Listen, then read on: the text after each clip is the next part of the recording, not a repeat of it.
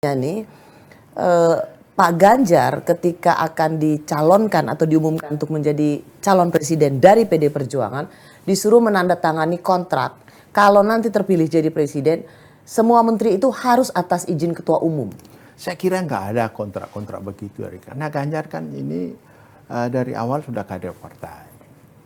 Yang ada arahan-arahan dari Ibu Ketua Umum apabila kamu jadi presiden. Salah satu saya paling dengar bagaimana Ibu Mega mengarahkan Ganjar. Jangan kau lihat Ganjar kemewahan istana. Yang kau harus lihat sisi gelapnya istana. Supaya kamu tahu persoalan-persoalan yang ada di masyarakat.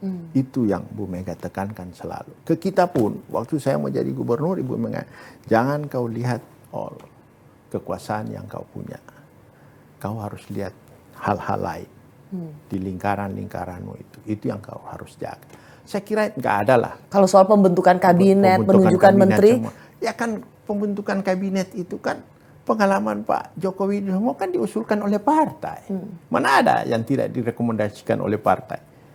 Apakah itu bilang menjadi sesuatu supaya presiden ke depan dari PD Perjuangan Ganjar terikat? Kan pengalaman 10 tahun. Partai ini mengusulkan si A, partai ini mengusulkan. Begitu juga pada saat ada partai menterinya yang kena kasus hukum dan diusulkan juga dari ketua partai itu kan. Banyak kasus kejadian seperti hal-hal seperti itu. Jadi nggak benar tuh tanda tangan kontrak bahwa semua menteri dalam kabinetnya kalau Pak Ganjar terpilih harus seizin. Nggak ada lah, nggak ada seperti. Tapi realita kan seperti itu tadi saya katakan bahwa representasi menteri dari partai politiknya pasti atas persetujuan ketua umum. Kan begitu. Jadi kalau dari PD Perjuangan ya wajar. Nama juga yang diusulkan oleh ketua umum. Bukan berarti ketua umum PD Perjuangan mengatur semua kabinet. Semua kabinet. Ya sama kayak kemarin Golkar, Menpora mundur, Golkar mengusulkan 2 nama. Kan ketua partai yang ngusul 2 nama. Itu dari mana ya kok bisa ada? Ya toh. Bisa ada desas-desus bahwa tanda tangan kontrak. Ya artinya harus semua seizin Bu Mega. Sehingga kenapa saya tanyakan ini, Pak Oli. Jadi ini kemudian dikaitkan bahwa tuh kan benar boneka partai, tuh kan benar petugas partai. Kan gini, perlu kita lihat ke belakang, Mbak Rosi. PD Perjuangan dari survei di mana-mana tidak pernah turun dari 20%. Nah ini kan ada kecemburuan. Kenapa sih PD Perjuangan di atas 20% terus? Nah caranya bagaimana supaya PD Perjuangan turun surveinya?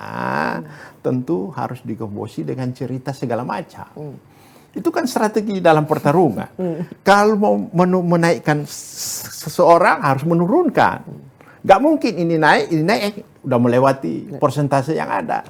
Nah itulah penghabisan PDIP di mana-mana dikatakan sombong lah dan segala macam lah. Karena kecemburuan semua sebenarnya. Kenapa sih PDIP nggak bisa turun-turun? Semua sudah melakukan. Nah ini satu persoalan sini. Pengen dicari-carilah hal-hal yang supaya.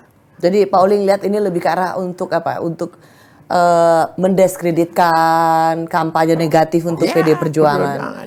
Nah, karena tadi Pak Oli sudah bilang soal sombong, saya banyak mendengar Pak Oli bahwa PDIP ini dibilang sombong gitu, mentang-mentang partai pemilu yang sudah menang 2 kali dan mau hat-trick katanya, tapi dan ya sombong lah gitu. Gimana jawabnya? Ya itu yang saya katakan tadi, PD Perjuangan dianggap sombong karena pertama 2 kali kita menang, yang kedua kali ini juga kita bisa mencalonkan sendiri calon presiden. Seolah-olah tidak perlu bicara dengan partai-partai lain, kita bisa jalan sendiri. Tapi kan selama ini kita tidak mau publis. Kita kan sudah bicara dengan semua partai-partai.